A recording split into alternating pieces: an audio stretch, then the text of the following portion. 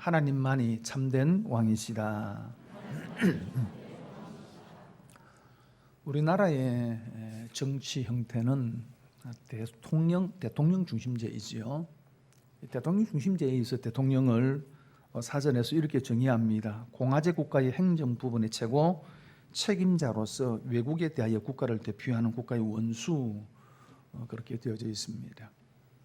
공화제라고 하는 것은 시민이 정치인을 선출하는 정치 형태를 가리키는 말로, 우리 흔히 사용하는 말로 민주주의라는 말로 대신할 수 있습니다.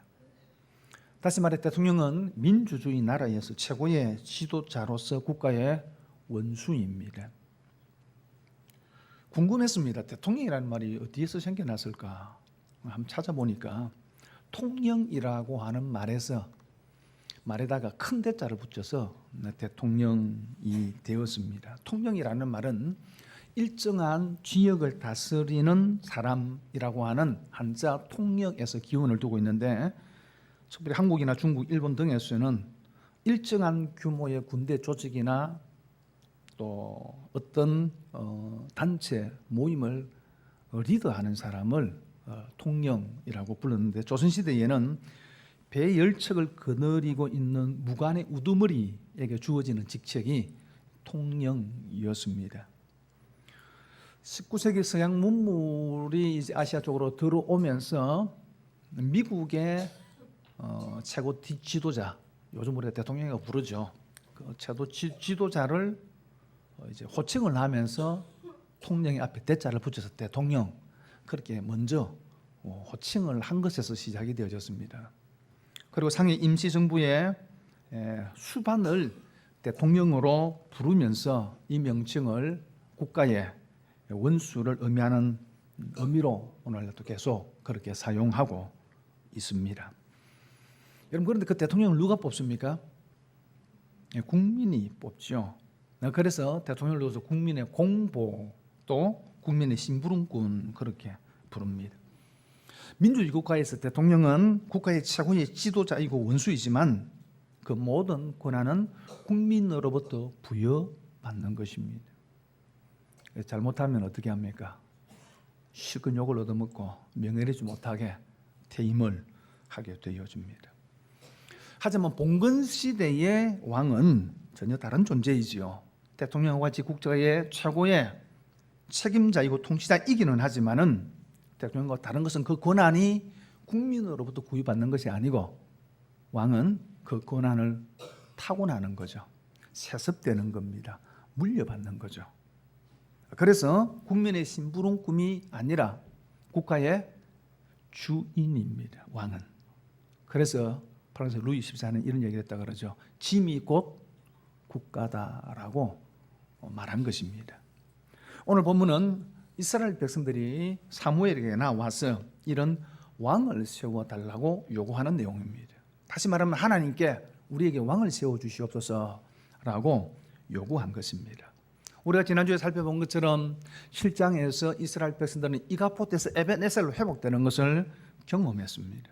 하나님의 영광이 떠나버린, 하나님이 이스라엘을 떠나버린 그런 이가봇의 상황에서 그들이 하나님만을 섬기기를 결심하고 우상을 섬기는 모든 것들을 제거하고 회개하고 블레셋의 공격 앞에서 그 위기 속에서 하나님 앞에 기도하는 것을 통해서 에벤에셀로 회복합니다. 하나님께서 그들과 함께 하시고 하나님께서 그들을 도우시니까 그 땅에 평화가 찾아왔고 잃었던 모든 것들을 회복하게 되어집니다. 그리고 사무엘이 다스리는 날 동안에 이런 평안의 시대가 계속 되었습니다. 그런 중 오늘 본문에 와서 이스라엘 장로들이 사무엘을 찾아와 가지고 우리에게도 왕을 세워 주옵소서라고 요청합니다. 이 요청에 대해서 사무엘도 싫어했고 하나님도 대단히 불쾌해 했습니다. 왜 그럴까요? 여러분, 이스라엘은 하나님이 다스리는 신정 국가입니다. 왕이 필요 없는 나라이지요. 이스라엘 백성들이 출애굽하고 난 이후 하나님께서 모세와 요수와 같은 지도자를 그 이후에는 다시는 세우지 않습니다. 사사를 세우지만은 사사는 한시적인 지도자입니다. 그리고 사사의 영향력이 이스라엘 전체에 영향을 미친 건 아닙니다. 사실은 부족 중심으로 세웠기 때문에 그 영향력이 사실은 지역적으로도 제한이 되었습니다. 왕을 세우지 않는 이유가 무엇입니까? 이스라엘이 그들의 왕이라는 것입니다. 그런데 그들이 왕을 세워달랍니다. 그건 어떤 의미가 있습니까? 하나님을 더 이상 왕으로 삼지 않겠다는 겁니다. 그래서 하나님께서 이렇게 말씀합니다. 7절 말씀해 보니까 여호와께서 사무엘에게 이르되 백성이 내게 한 말을 다 들으라. 이는 그들이 너를 버림이 아니요. 아마 이런 요구를 했을 때에 사무엘도 불쾌한 것이 내가 지금까지 이들을 지도하고 다스렸는데 나를 버리는 것 아닌가 라는 생각을 가졌던 것 같습니다. 그런데 하나님께서 이렇게 말씀합니다. 그들이 너를 버림이 아니요 나를 버려 자기들의 왕이 되지 못하게 함이니라. 그렇게 말씀합니다. 하나님을 버리고 하나님을 더 이상 왕으로 삼지 않겠다는 겁니다. 왜 이런 요구를 했을까요? 첫 번째 이유는 사무엘이 늙었기 때문입니다. 1절에 보니까 사무엘이 늙음에 그렇게 말씀을 합니다. 사무엘이 늙었다는 것이 어떤 의미가 있는가요? 사무엘이 늙었기 때문에 이제는 나라를 더 이상 다스리기 어려웠다는 것 같고요. 물론 나이가 들면서 육체적으로도 약하고 판단력이 흐려질 수도 있습니다만은 그러나 이 의미는 더 큰 의미를 가집니다. 그것은 많은 시간이 흘렀다는 것입니다. 다시 말하면은 에벤에셀의 그런 감격을 경험하고 난 이후에 많은 시간이 흐름에 따라서 그들의 마음의 기쁨과 영적인 어떤 감동들이 희미해졌다는 것입니다. 때론 세월이 약이 되기도 하지만은 시간이 우리를 영적으로 둔하게 만들기 쉽습니다. 그렇기 때문에 우리의 은혜가 지속될 수 있도록 우리 은혜를 잘 관리해야 합니다. 뿐만 아니라 다시금 재공급을 받을 수 있도록 끊임없이 재공급의 기회를 가져야 합니다. 그래야지 은혜를 잃지 않습니다. 이스라엘 백성들은 이런 시간을 보내면서 결국은 그들의 마음이 둔하여지고 이제는 하나님을 왕으로 삼지 않겠다라는 데까지 이르게 되어진 겁니다. 그리고 두 번째 이유는 사무엘의 아들들의 불신앙 때문입니다. 3절에 보니까 그의 아들들이 자기 아버지의 행위를 따르지 아니하고 이익을 따라 뇌물을 받고 판결을 굳게 하니라 그렇게 말씀을 합니다. 사무엘에는 두 명의 아들이 있었습니다. 요엘과 아비야입니다. 이들을 사로삼아 브엘세바라고 하는 한 지역을 다스리게 했는데 이들이 아버지와 같지 않았습니다. 아버지의 행위를 따르지 않고 자신들의 이익을 위해서 뇌물을 받고 공정한 재판을 하지 않았습니다. 이런 이유들 때문에 왕을 세워달라고 요구하지만은 사실은 이것은 사실은 하나의 핑계에 불과했습니다. 보다 근원적인 이유가 있었습니다. 그 이유는 그 첫 번째로는 따라할까요? 이방 나라와 같이 되고 싶었기 때문이다. 3절에 이렇게 말합니다. 그에게 이르되 보소서 당신은 늙고 당신의 아들들은 당신의 행위를 따르지 아니하니 모든 나라와 같이 우리에게 왕을 세워 우리를 다스리게 하소서 한지라 라고 말씀을 합니다. 모든 나라와 같이 이것이 왕을 구하는 근본 이유입니다.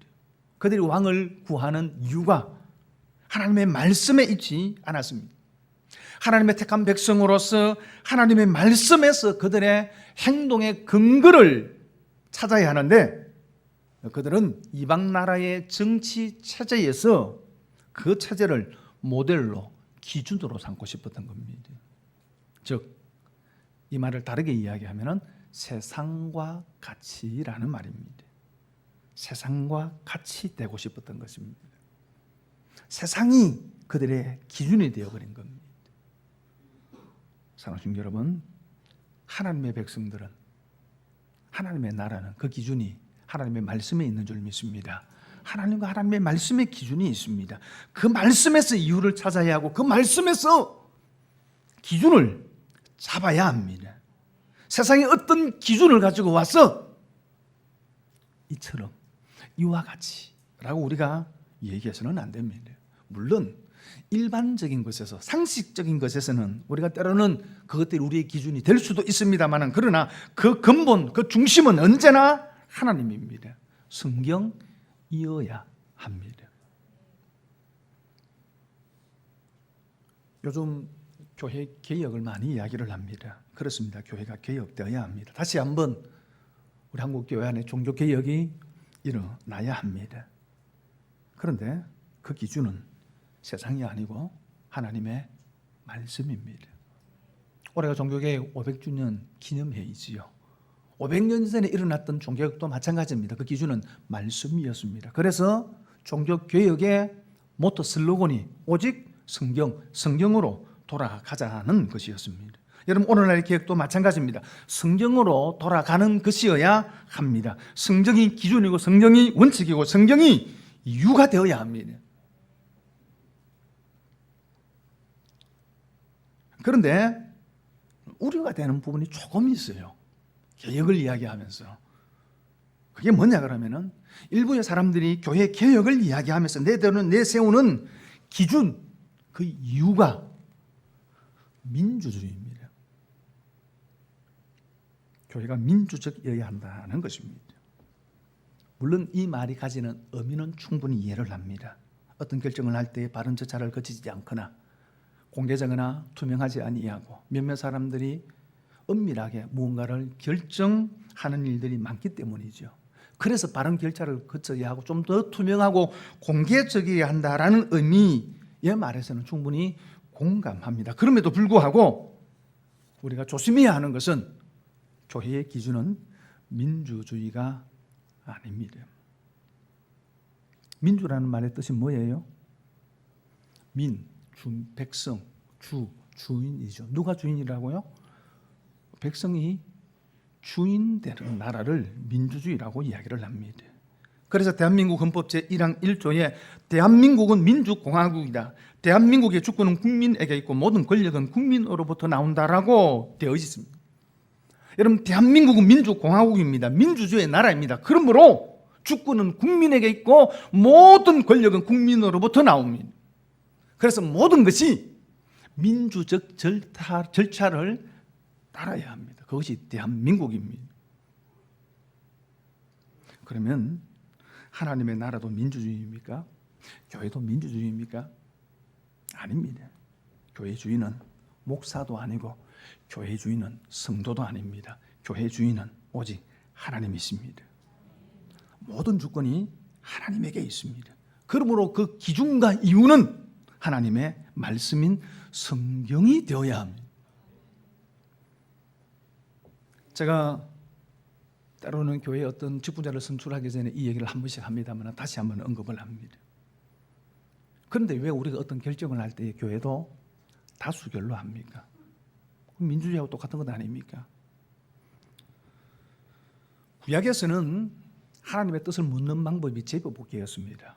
복불복이 아닙니다. 하나님께서 제비뽑기를 통해서 자신의 뜻을 드러내셨기 때문입니다. 그런데 오순절 성령이 임하고 난 이후에 더 이상 제비뽑기를 하지 않습니다. 왜요?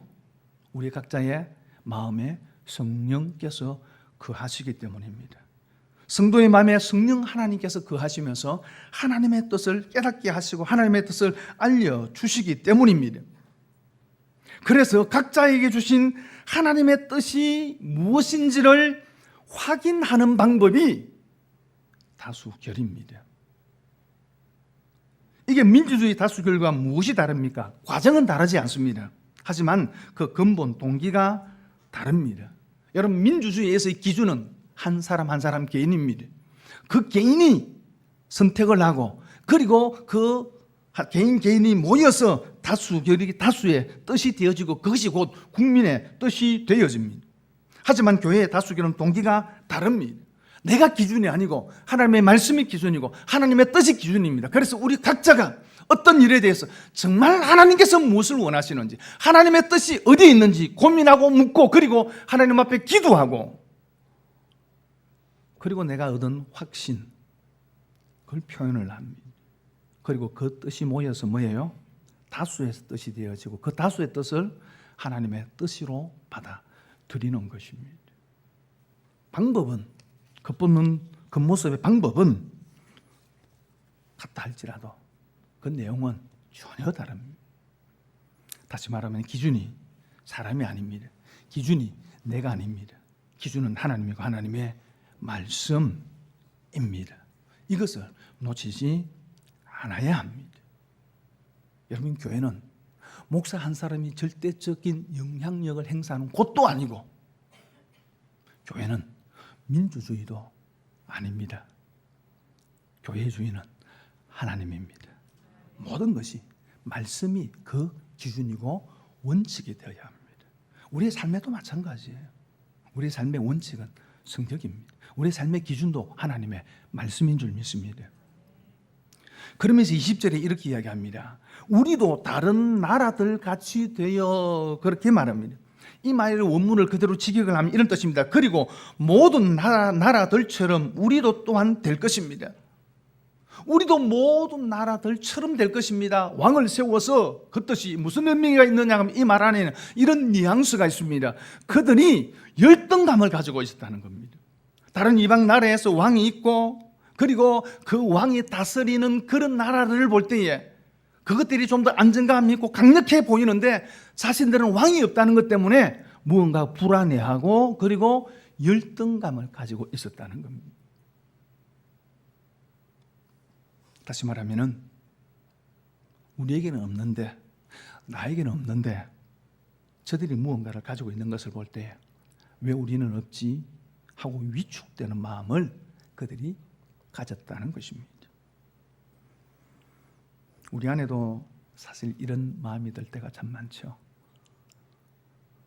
좀 많이 가지고 살아가고 싶은데 자들은 그게 있는데 우리 안에 없으면 어떻게 됩니까? 위축감을 가지기도 합니다. 다른 교회도 그렇잖아요, 그죠? 좀 더 큰 건물과 화려한 좋은 시설이 없다는 것 때문에 왜 우리 교회에는 그렇게 유명한 사람이 없을까? 때로는 이런 것들 때문에 위축감을 가질 때도 어떨 때는 조금 있는 것 같기도 한 것 같아요, 그죠? 물론 있으면 좋지요. 하지만 없는 것 때문에 기죽을 필요가 없습니다. 위축될 필요도 없습니다. 이스라엘 백성들에게도 마찬가지입니다. 왕이 없다는 것 때문에, 눈에 보이는 왕이 있어서 그들을 다스리는 것이 없다는 것 때문에 그들이 열등감을 가질 필요가 없습니다. 아니, 여러분, 그들 안에는 살아계시고 온 세상을 만들어주고 통치하시는 살아계신 하나님이 그들과 함께 하십니다. 그 하나님이 그들을 다스립니다. 여러분, 그것은 자랑이지 그게 위축될 이유가 아니라는 것입니다. 베드로가 성전 미문에 앉아 구걸하던 나면서 안전벨리 대사를 고치면서 뭐라고 이야기합니까? 은과 금은 내게 없거니와. 여러분, 베드로와 요한에게 은과 금이 없는 것이 부끄러움이 아니었습니다. 그것 때문에 그들은 위축되지 않았습니다. 왜요? 그들은 이렇게 이야기합니다. 나사렛 예수 그리스도의 이름으로 일어나 걸어라. 내게 있는 것으로 네게 주노니, 우리 안에는 예수 그리스도가 있다는 것입니다. 비록 은과 금은 없다 하더라도 살아계신 하나님이 계시고 예수 그리스도가 계시고 그 예수 그리스도의 이름의 능력이 우리에게 있기 때문에 은과 금이 없는 것이 우리에게는 부끄러움이 아니라는 것입니다. 사랑하는 여러분, 세상에 것이 없다고 기죽지 마시기를 바랍니다. 없으면 때로는 불편할 수 있어요. 조금 아쉽기도 해요. 그러나 그것 때문에 위축될 필요는 없습니다. 우리에게는 그들이 없는, 아니 없어서는 안 될 생명의 구주 예수 그리스도께서 우리 안에 거하시는 줄 믿습니다. 그 예수 그리스도께서 주시는 생명, 천국이 우리 안에 있습니다. 그러므로 세상과 같이 세상의 기준, 세상의 가치관을 따라갈 필요가 없습니다. 항상 하나님의 말씀이 기준이 되는 그런 삶을 살아갈 수 있기를 바랍니다. 그리고 두 번째로는요, 왕이 다스리는 나라가 되고 싶었기 때문입니다. 20절 후반절에 보니까 이렇게 말씀을 합니다. 함께 읽겠습니다. 시작. 우리의 왕이 우리를 다스리며 우리 앞에 나가서 우리의 싸움을 싸워야 할 것이니이다 하는지라. 여러분, 이스라엘은 하나님이 다스리는 나라이지요. 그런데 그들이 하나님의 다스림을 거부하겠다는 겁니다. 더 이상 하나님의 백성으로 살고 싶지 않다는 겁니다. 그래서 우리가 세운 왕이 우리를 다스리며 그렇게 이야기를 합니다. 그러면서 이렇게 이야기합니다. 우리 앞에 나가서 우리의 싸움을 싸워야 할 것이니다. 그 왕이 우리를 다스리고 그 왕이 우리가 전쟁을 할 때 앞서 전쟁을 지휘할 것이라는 것입니다. 그러면서 이렇게 이야기합니다. 우리의 싸움이라는 겁니다. 하나님의 싸움이 아니라는 거죠. 그러니 하나님 간섭하지 마십시오. 우리의 싸움이니까 우리의 왕이 우리의 전쟁을 지휘할 것입니다. 하나님께서 더 이상 전쟁에 개입하지 마십시오 라고 말하는 거예요. 여러분, 이스라엘 백성들이 구약의 모든 전쟁은 하나님의 전쟁이었습니다. 하나님께서 그 백성을 도우시고 구하시고 인도하시는 전쟁이었습니다. 그런데 그들이 그 하나님의 도우심을 부정하는 겁니다. 그 하나님의 도우심을 거절하는 것입니다.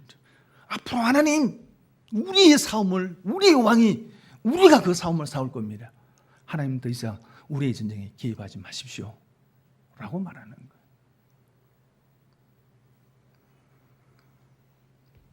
남쪽 유다에 여호사밧이라고 하는 믿음의 왕이 있었습니다. 이 왕이 다스릴 때에 요단강 동편에 있는 모압과 암몬 나라의 족속들이 연합군을 형성을 해서 남쪽 유다를 공격해 온 겁니다. 그런데 여호사밧에게는 그들을 당해낼 군사력이 없었습니다. 그들이 할 수 있는 일이 없는 그 상황 속에서 백성들과 왕이 하나님 앞에 금식하며 기도합니다. 그러면서 이렇게 기도합니다. 역대하 10장 12절에 보니까 우리 하나님이여 그들을 징벌하지 아니하시나이까 우리를 치루오는 이 큰 무리를 우리가 대적할 능력이 없고 어떻게 할 줄 알지 못하고 오직 주만 바라보나이다. 우리를 치루오는 이 대적들 앞에서 우리에게는 그들을 물리칠 능력도 없고 방법도 없습니다. 그러니 하나님만 바라봅니다 라고 기도합니다. 그때 하나님께서 이렇게 응답하십니다. 역대하 20장 15절에 보니까 여호와께서 이같이 말씀하시기를 너희는 이 큰 무리로 말미암아 두려워하거나 놀라지 말라. 이 전쟁은 너희에게 속한 것이 아니요 하나님께 속한 것이니라. 하나님께서 하나님의 선지자를 통해서 말씀하시기를 너희들이 이 큰 무리로 인하여 두려워하지 말아라. 그들은 큰 무리였습니다. 그들이 감당할 수 없을 만큼 큰 무리였습니다. 그래서 두려워하고 염려하는데 하나님께서 두려워하거나 놀라지 말라. 왜? 이 전쟁은 너희에게 속한 것이 아니다. 하나님께 속한 것이다. 하나님의 전쟁이라는 겁니다. 여러분, 우리의 전쟁이라면 우리가 싸워야 합니다. 그러나 하나님의 전쟁이라면 하나님이 싸우십니다. 분명 그 전쟁은 여호사밧이 싸워야 할 전쟁입니다. 그럼에도 불구하고 하나님께서 그건 너희의 전쟁이 아니고 나의 전쟁이라고 말씀하셨습니다. 왜요? 그들이 기도했기 때문입니다. 하나님, 이 전쟁을 하나님의 전쟁으로 삼으시옵소서 하고 하나님께 넘긴 것입니다. 그러니 하나님께서 그 기도를 들으시고 하나님의 전쟁으로 삼으셨습니다. 기도는 넘기는 것입니다. 기도는 하나님께 맡기는 것입니다. 우리의 삶에 문제가 있다면 기도를 통해서 하나님께 넘기는 것입니다. 우리의 삶에 아픔이 있다면 기도를 통해서 하나님 앞에 넘기는 것입니다. 그러면은 여러분, 그 문제가 하나님의 문제가 되고 그 아픔이 하나님의 아픔이 됩니다. 그러면 하나님이 그 문제에 개입하시고 간섭하십니다. 여러분, 하나님이 개입하시면 됩니다. 내가 감당할 수 있는 인생의 문제 앞에서도 하나님이 상관 있다 하시고 개입하시면 되는 줄 믿습니다. 이번 특세를 통해서 여러분의 문제의 아픔을 하나님께 넘기시기를 바랍니다. 이게 얼마나 큰 축복입니까? 그런데 이스라엘 백성들은 이제는 전쟁을 자신들의 전쟁으로 삼겠다는 겁니다. 하나님이 상관하지 말라는 겁니다.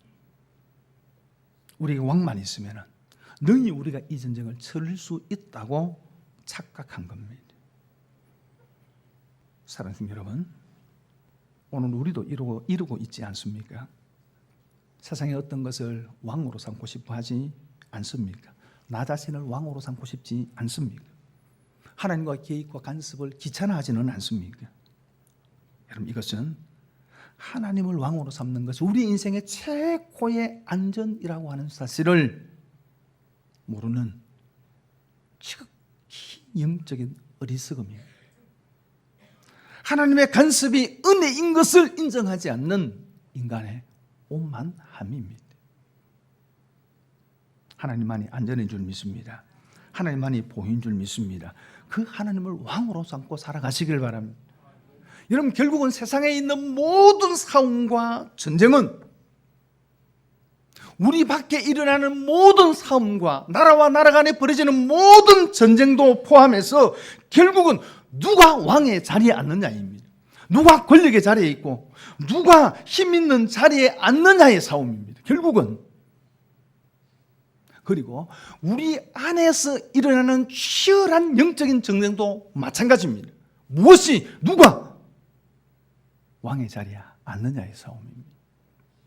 마땅히 하나님이 앉아 계셔야 할 그 자리에 우리는 끊임없이 그 자리에 나를 앉기로 하고 그 자리에 세상의 어떤 것을 앉히려 하는 것입니다. 그것이 우리 인생의 불행입니다. 여러분, 쿠데타 일으키지 마시기를 바랍니다. 하나님의 자리를 탐하지 마시기를 바랍니다. 하나님의 자리를 다른 어떤 것으로 대신하려 하지 마시기를 바랍니다. 하나님 우리의 인생의 주인 되고 하나님이 우리의 인생의 왕이 되어 하나님께서 우리의 인생을 다스릴 때에 거기에 인생에 안전이 있는 줄 믿습니다. 예수님께서 말씀하셨습니다. 내게로 수고하고 무거운 짐을 다 내게로 오라 라고 말씀하시면서 뭐라고 이야기합니까? 나의 멍에는 가볍다라고 하십니다. 쉽고 가볍다고 했습니다. 예수 그리스도와 함께 지고 가는 멍에가 가볍다는 것입니다. 여러분, 우리는 완전한 존재가 아닙니다. 우리 인생의 모든 문제를 하나님께 맡기시길 바랍니다. 하나님의 아픔이 되고 하나님의 문제가 되게 할 수 있기를 바랍니다. 하나님이 하실 것입니다. 하나님이 하시면 되는 줄 믿습니다. 여러분의 인생 가운데 이런 놀라운 은혜 있는 인생이 되기를 바랍니다.